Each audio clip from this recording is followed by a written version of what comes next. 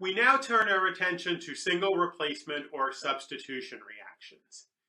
There are many types of substitution reactions in chemistry, but we're primarily going to concern ourselves for this course with two types of reactions, both of which are going to involve aqueous solutions. So the first type of reaction we have seen a couple of examples of already in previous lessons. And that is when a metal reacts with either water or an acid to give an ionic compound and hydrogen gas. Okay, so in lesson 3, we saw the picture of an iron nail being dropped into an aqueous solution of sulfuric acid, and then the iron slowly dissolves in the sulfuric acid to generate an aqueous solution of iron sulfate, and you saw little bubbles of gas being given off that were hydrogen gas. And then in the first lesson of this unit, we saw the vigorous reaction between sodium metal and liquid water, and what was generated in solution was sodium hydroxide, and the gas that was given off there was also hydrogen gas. Okay, the second type of single replacement reaction is when a metal reacts with an ionic compound to liberate a different metal.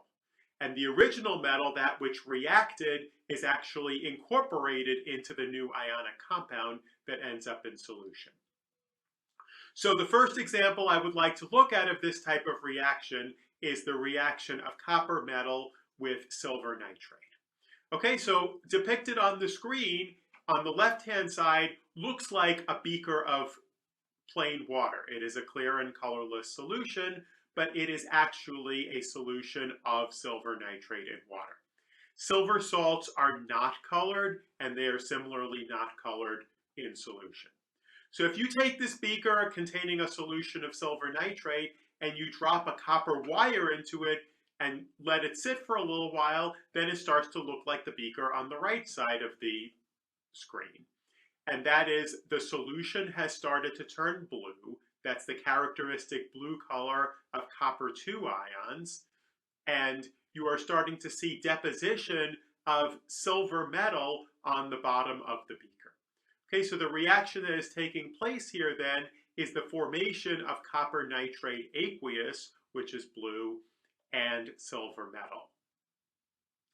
The second example I want to look at involves starting with a solution of copper nitrate. Okay, so that's a blue solution, and we drop in a rod of zinc metal.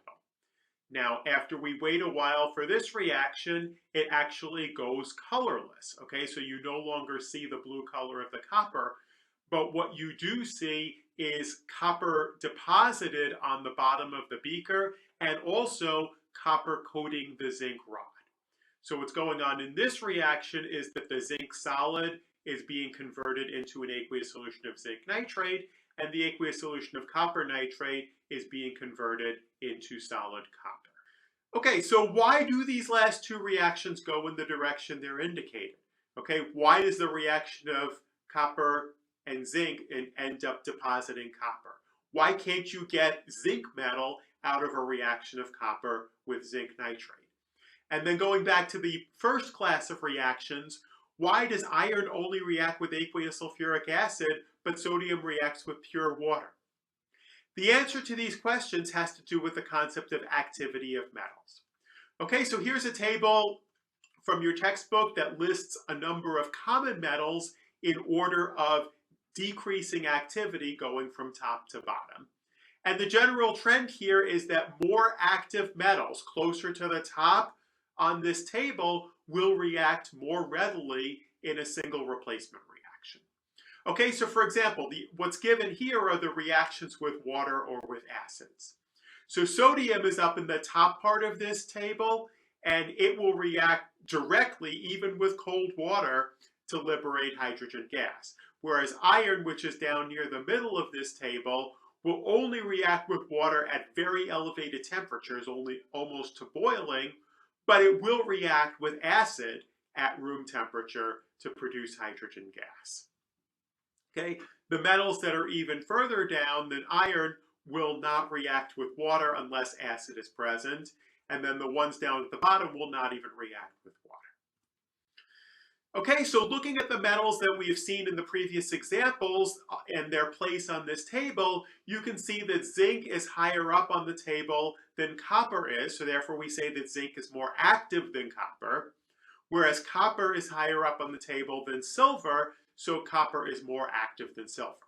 Okay, so this makes sense, right? The more active metal will react more readily, so because zinc is more active than copper, you will consume zinc and produce copper in a single replacement reaction. And because copper is more active than silver is, you will consume copper and produce silver in a single replacement reaction.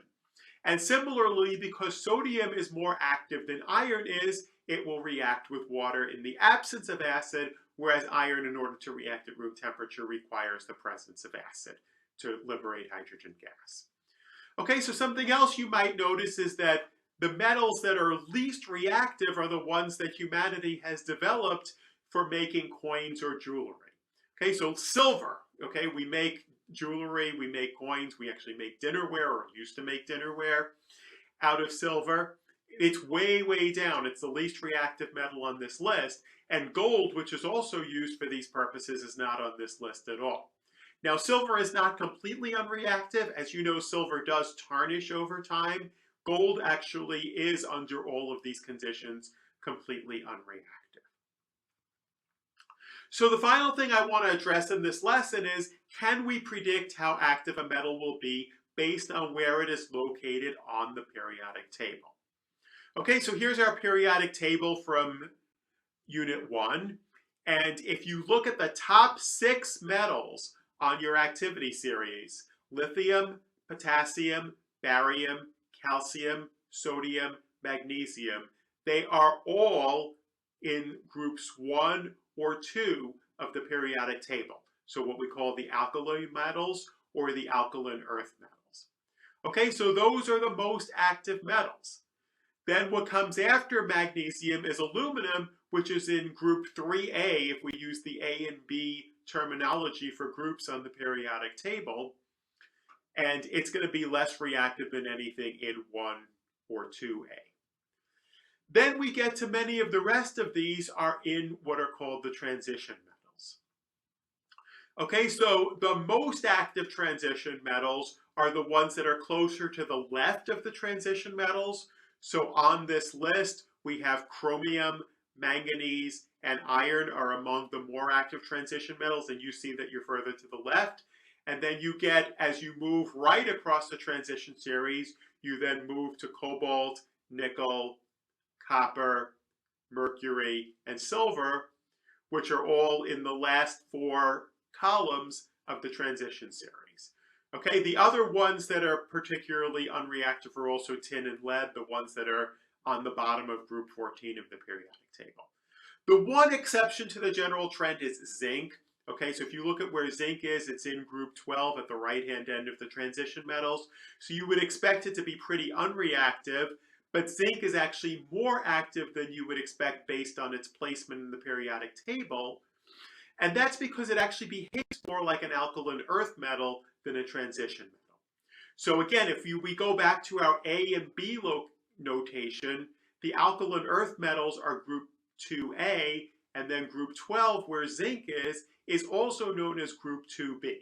And basically what B means on the periodic table is the Bs behave a little bit like the As, but not quite to so much of a degree. That's kind of my terminology for it. So something that's in group 2B is kind of like 2A, but not quite so much. And zinc is not quite as active as calcium or magnesium. Okay, so remember, I've gotten us into a little bit of the activity of metals, but the reason we care about this is overall for a single replacement reaction, we want to know which metals are going to be the reactant, and then if it's one that produces a metal, which metal is going to be produced. Okay, so then moving forward in our next lesson, we will turn to the topic of double displacement or exchange reactions.